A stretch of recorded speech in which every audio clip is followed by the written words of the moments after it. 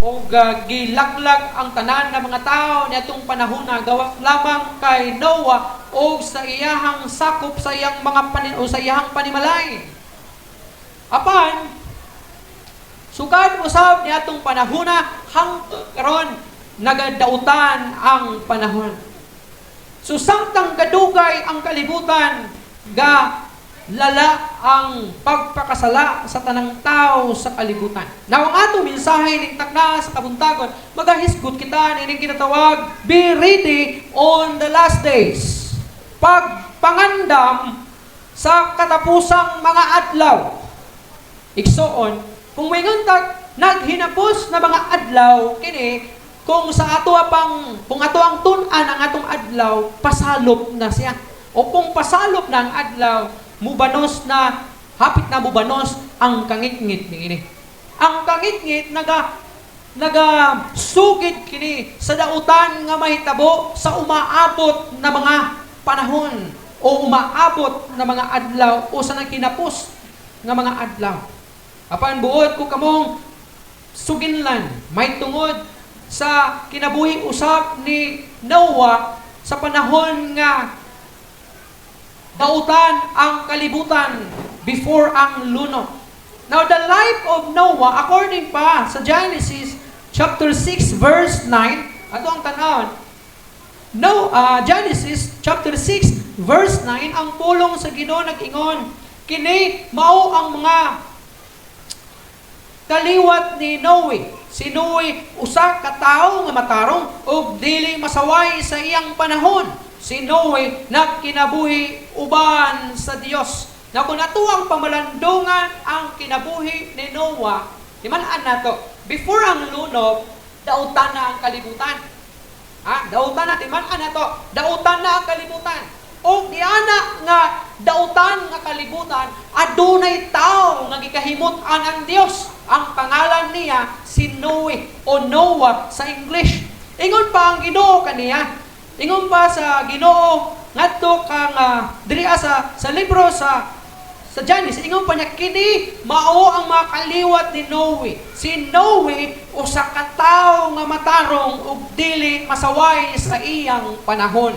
Now lisod kaayo na magkinabuhi nga lahi kun ang imuhang palibot susama o lihok o binuhatan o susama ang pagkinabuhi. Lisod kaayo na mahimulat. Now, there are three things that we learn from Noah. He was a righteous man. Can you imagine? Dautan kaayo ang kalibutan ni atong panahon niya, but gitawag kini nga tao righteous. Kung may tag righteous, sa Bisaya pa matarong og dili kini tao nga basta-basta lang, kun dili tao kini nga dili masaway. Kita bakag 11 nag-close, bisang ganig holiday, abli magani na. So ang ato untang kinabuhi ingon ang mga Kristohanon, nga magkinabuhi diha sa katarong 24/7, dili pareha anang sira-sira store. Na moabli unya masirado, muabli, masirado na usab. Dili kay musimba ka or dili kay isulob nimo imong pagkamatarong kay padulong ka sa simbahan ug musimba ka. Unya pag uli nimo, muhapit ka dito sa ilimnon, muhapit ka sa pungan or muhapit ka kaaway or muhapit ka sa kalibutanon ng mga kalihukan and then continue padulong sa Sabado na. Unya sulob na pod sa pagka-righteous kay muadtong simbahan. Dili na mao ang gusto sa Ginoo. Ang gusto sa Ginoo nga pareha ka kay Noah. Tanawa si Noah, he is righteous. Matarong, walay nakita sa Ginoo nga ikasaway ngadto kaniya. Ikaduha, he was a man of integrity. Man of integrity ba ta? Man of integrity ba ta?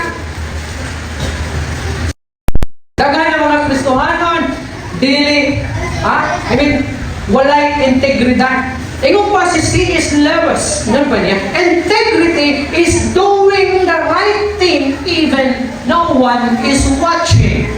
Di mo ta perfect, makasala ta batok sa Ginoo, but desire integrity. Basin unya og kay nag-apil-apil ka sa mga kalihukan sa rason na wala may nagtanaw sa imo. Ha? Di man tuyuon nako na makaagi ko sa inyong mga balay. Pero na mga panahon na makaagi ko sa inyong balay na ako'y makita. Hindi lang ko musilbato. Kaya para di mahalata. Samutag sa tubangan sa Ginoo. Kung mayroon ka nga, di tayo rin magkuhan kaya si Buagis, pastor. Ako ay mong ibantayan, pero baka nagbantay ng Ginoo galantaw sa ino. Atong hunahunakon na kinahanglan aduna kitay integridad. Dili kay kini nga integridad imo lang buhaton para sa tao. Kung dili kini nga integridad buhaton nimo para sa kahimayan sa Ginoo, para sa ikalipay sa Ginoo. Integrity is doing the right thing even no one is watching. Bisa ko lang nagtanaw.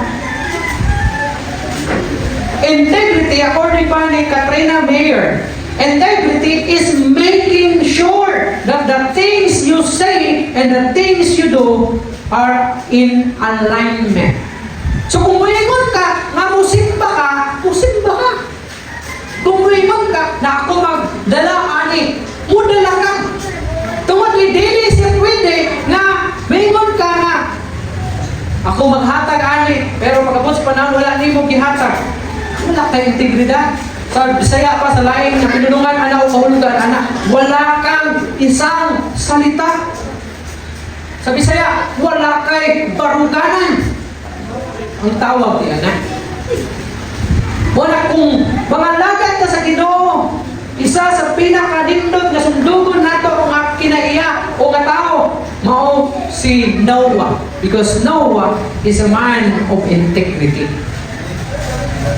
Ano man gitawag siya man of integrity? Sa diha nga dautan kalibutan ni atong panahon na ug nakita sa Ginoo nga isa lang ang tao ang nakita niya nga matarong walay kasaway o kini mo si Noah. So yan gi-approach si Noah o gingnan niya si Noah. Noah, wala ko'y nakita na matarong sa kalibutan. O blaglago na sa kalibutan. Kapag ikaw o ang imong pamilya, akong luwas. So gisugo niya, Noah, ano na ko'y pabuhat ka dito? Maghimo ka o arka. Yang gibuhat ni Noah ang arka. Samtang gabuhat sila sa arka, hinabihang inita niya itong panahon na. Galiki ang mga yuta. And then ka-share sa word sa Ginoo nga naglagon sa Ginoo ang kalibutan. Pero sa ginhimo sa mga tao. Nangatawa lang sila. Nagpadayon sila sa ilang pagkadautan. Nagunaw na sila, mabasin kini si Noah na buang na. Kay Usay. Lulupan ang kalibutan na kainis panahon. Pero tungod kay he is a man of integrity. Buwa siya nagpadala. Nagpadayon siya sa paghimo sa arka. Bisan o sulod sa taas na panahon. Kung pila ka tukoy ginimo ni Noah ang arka, hindi mahimo sa Ginoo sa iya. Una na human, ginimo ni Noah ang arka sulod sa 40 katuig. Can you imagine? Kung ginimo niya sa nag-edad siya sa 60, 100 na yung edad sa diha na human ang arka. Okay na niya mga tao, parulod mo sa arka niya itong panahon na kay lulupan ang kalibutan, lulupan sa Ginoo. Pero mga tao, kasi gihimos mga tao na itong panahon na. Ipaliwala nila ang gisulti sa Ginoo o ni Noah nga kanila. Kita, bisang pag-disagree ang kalibutan sa Ginoo. Bisang pag magpanon ang tanang tao sa hiwig na pagkinabuhi, be a man of integrity. Ayaw palingla sa libong sa kalibutan. Kung sa ito'y ingon ni Jesus Christ, adunay duha ka dalan. Ang isa halapad na dalan ug ang isa sipit na gianan. Daghan ang miagi sa halapan ug jutay ra ang miagi sa sipit nga gianan. Baka sila masayod nga diha sa halapad na agianan ang unahan ni anak kalaglagan. Dagan sa mga tao inana kung asa ang sayon, asa ang lamig ang kinabuhi dito ko padulong. Wala kung imong tanawon karong gamay ra mga lagad sa Ginoo.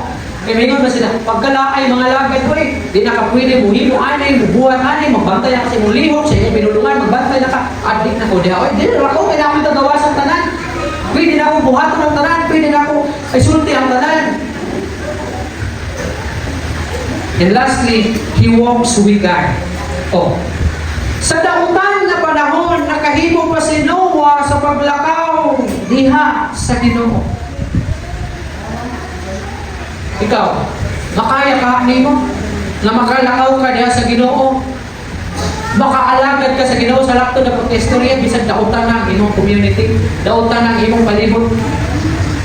Ingon ang Genesis chapter 7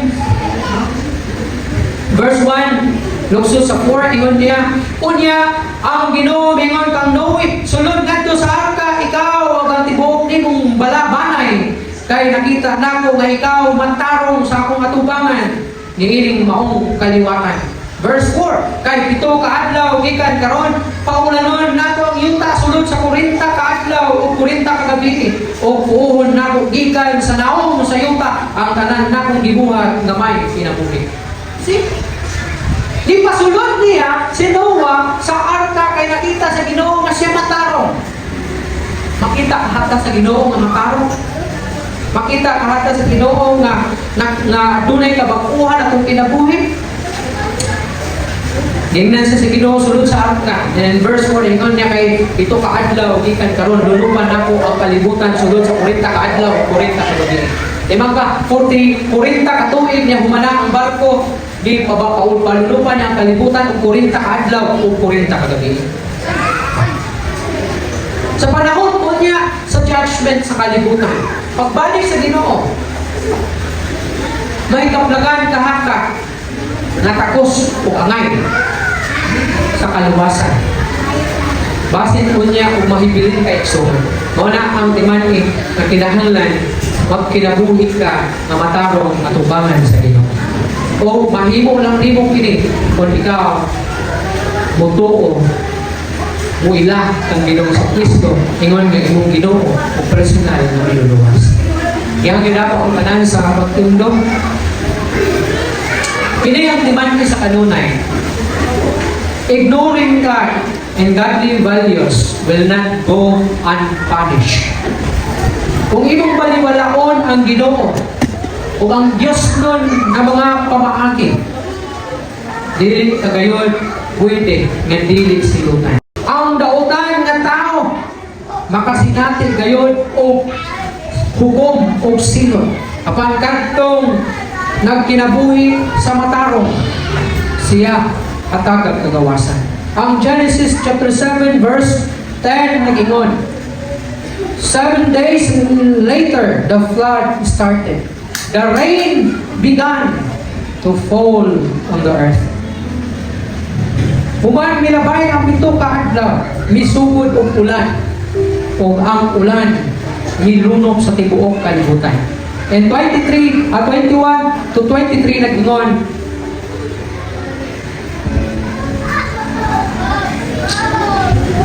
o nangamatay ang tanang unod nga naglihok ibabaw sa yuta, mga langgam, mga kahayupan, o mga ihalas nga mananak, tanang mga mananak nga anak ibabaw sa yuta, o ang tanang mga tao, ang tanang may kinabuhi, ang tanang nga diha sa uga nga yuta na namatay. Iyang gilaglag ang tanang butang nga may kinabuhi diha sa naong sa yuta, tao o ang mga kahayupan, o mga nagkamang sa yuta, o mga langgam sa kalangitan. Nangalaglag silang tanan, o nangalaglag gikan sa yuta, o ang nahibilin, mao na lamang si Noe, o sila na uban kaniya dito sa arka. So una ko man maulahi ang tanan, taghay pagpakabana sa Ginoong Kristo diya sa imuhang kinabuhi. Kay kung dunay kalaglagan, ilang kalibo na ang bilabay sa kalibutan, panahon sa luno. Dili na ginapos sa mga adlaw, maabot usap ang katapusan. laglagon niya ang tanan nga way pagtuo ug wa mo ila kang Hesus Kristo diha sa ilang kinabuhi.